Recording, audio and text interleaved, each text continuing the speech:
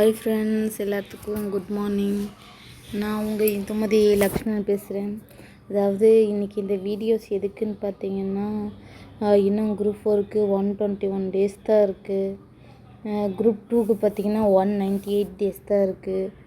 அதனால் எல்லோரும் சின்சியராக படிங்க. ஏன்னா இந்த ஆப்பர்ச்சுனிட்டியை விட்டுட்டோம்னா இன்னும் எனக்கு தெரிஞ்சு இன்னும் 2 வருஷத்துக்கு 2027 தான் திரும்ப குரூப் 4 எக்ஸாம்ஸ்லாம் வரும். அதனால் இப்போ இந்த வருஷம் ஏன்னா நெக்ஸ்ட் இயர் எலெக்ஷன்லாம் வரதுனால நிறையா வேக்கன்சி வர வாய்ப்பு இருக்குது. அதனால் எல்லோரும் சின்சியராக படிங்க. அது மட்டும் இல்லாமல் இப்போ அடிக்கடி வீடியோஸ் எல்லாம் அதிகம் போடுறதில்ல. ஏன்னா நான் குரூப் 4க்காக டெஸ்ட் பேட்ச் போட்டிருக்கேன். அதனால் அந்த டெஸ்ட் பேட்ச் ஃபாலோ பண்ணுறதுனால என்னால் வீடியோஸ் எதுவும் எடுக்கவும் முடியல. அதனால் எக்ஸாம்லாம் முடிச்சுட்டு ஒரு நல்ல பாசிட்டிவ் வைப்போடு திரும்ப வீடியோ போட ஸ்டார்ட் பண்ணலான்ட்டு தான் அப்படியே ஸ்டாப் பண்ணி வச்சுட்டேன். அதே மாதிரி என்ன படித்தாலுமே, அதாவது குரூப் 4க்கு குரூப் 2க்கு எந்த எக்ஸாமுக்கு நீங்கள் படிக்கிறதாலும் நீங்கள் அதை அட்லீஸ்ட் ஒரு லெசன் படித்தாலுமே அந்த லெசனுக்கு டெஸ்ட்டு போட்டு பாருங்கள். நீங்கள் எந்த அளவுக்கு டெஸ்ட் போட்டு பார்க்குறீங்களோ அந்த அளவுக்கு மட்டும்தான் நம்மளோட அதாவது எப்படின்னா அந்த பாடத்தை புரிஞ்சுக்கிற அளவுக்கு புரிஞ்சு நம்மளுக்கு ஆன்சர் பண்ணுற அளவுக்கு அந்த ஞாபகம் இருக்கும். அதனால் எல்லாருமே முடிஞ்ச வரைக்கும் டெஸ்ட் பேஜ் போட்டு டெஸ்ட் படிங்க. ஏன்னா இப்போலாம் யூடியூப்லலாம் நிறையா ஜிஎஸ்க்கும் சரி தமிழுக்கும் சரி நிறையா ஃப்ரீ டெஸ்ட் பேஜ் எல்லாம் கூட நிறைய பேர் கண்டக்ட் பண்ணுறாங்க. நிறையா ஃப்ரீயாகவே யூடியூப்லாம் டெஸ்ட் பேட்ச் கண்டக்ட் பண்ணிகிட்டு இருக்காங்க. நிறைய பேரால் காசு கட்டி டெஸ்ட் பேட்ச் ஜாயின் பண்ண முடியலனாலும் இந்த மாதிரி யூடியூப்பில் ஃப்ரீயாக கிடைக்கிற டெஸ்ட் பேட்ச் பார்த்து அதை ஃபாலோ பண்ணி யூஸ் பண்ணிக்கோங்க. அதனால் நிறையா ஹவுஸ் ஒய்ஃப் எல்லாம் அந்த மாதிரி ஒரு ஆப்ஷன் ஃப்ரீ டெஸ்ட் பேட்செல்லாம் யூஸ் பண்ணி நல்லா படிங்க. சரிங்களா?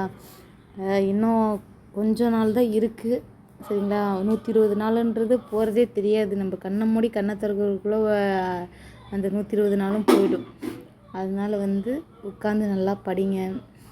அதேமாதிரி வேலைக்கு போகிறவங்களும் சரி, பார்ட் டைமாக வேலைக்கு போய்ட்டு படிக்கிறவங்க, சென்டர் போய் படிக்கிறவங்க எல்லாருமே சின்சியராக படித்து வரப்போ குரூப் 4ல் நல்லா எக்ஸாம் பண்ணணும். அதனால் எல்லாருமே படிங்க. ஏன்னா இந்த காலத்தில் டிஎன்பிசி அந்தளவுக்கு போட்டி உலகமாக போயிடுச்சு. அதாவது டிஎன்பிசின்னா நாங்கள்லாம் படித்து வெளியே வரும்போது டிஎன்பிசினா என்னன்னே தெரியாமல் இருந்தோம் நாங்கள்லாம். ஆனால் இப்போது அதனோட சீரியஸ்னஸ்லாம் என்னன்னு தெரிஞ்சு படிக்கிறோம். ஆனால் என்னென்னா அந்தளவுக்கு ஞாபகம் வச்சுக்க முடியல. ஏன்னா நிறையா லெசன்ஸ் படிக்க வேண்டியது இருக்குது. அதே மாதிரி எந்த சப்ஜெக்டையுமே படிக்காமல் விடாதீங்க. எனக்கு இந்த சப்ஜெக்ட் வரல, அதனால் என்னால் படிக்க முடியல, அதை ஒமிட் பண்ணிவிட்டு நான் படிக்கிறேன், அந்த மாதிரி மட்டும் அந்த தப்பை பண்ணாதீங்க. அட்லீஸ்ட் அந்த பாடத்தை ஜஸ்ட் ஒரு டைம், முக்கியமாக அந்த பாக்ஸ் டாப்பிக்கு, புக் பேக்கு அந்த மாதிரி மட்டுமாச்சும் படிச்சுட்டு போங்க. சரிங்களா? ஏன்னா இப்போ ஒரு 6 யூனிட் இப்போ பிரித்து கம்மியாக, அதாவது சிலபஸ் மெர்ஜ் பண்ணி 6 யூனிட்டாக கொடுத்துருக்காங்கன்னு நினைக்கிறேன் ஜிஎஸ்ஸு. அதில் நான் எனக்கு சயின்ஸ் வராது அப்படின்னு சொல்லிட்டு அதை ஒமிட் பண்ணிவிட்டு படித்தீங்கன்னா அதுலேருந்து ஒரு 5 கொஷின் வருது. மீதி ஒரு 50 கொஷினுக்கு நம்ம படிக்கிறோம் அப்படின்னா நம்மளால் 50க்கு 50மே நம்ம போட முடியாதுல்ல. அது 50ல் அட்லீஸ்ட் ஒரு 35, 38, 40 அந்த சம்திங். ஒரு சிலர் 45க்கு 40க்கு மேலே கூட போடுவாங்க.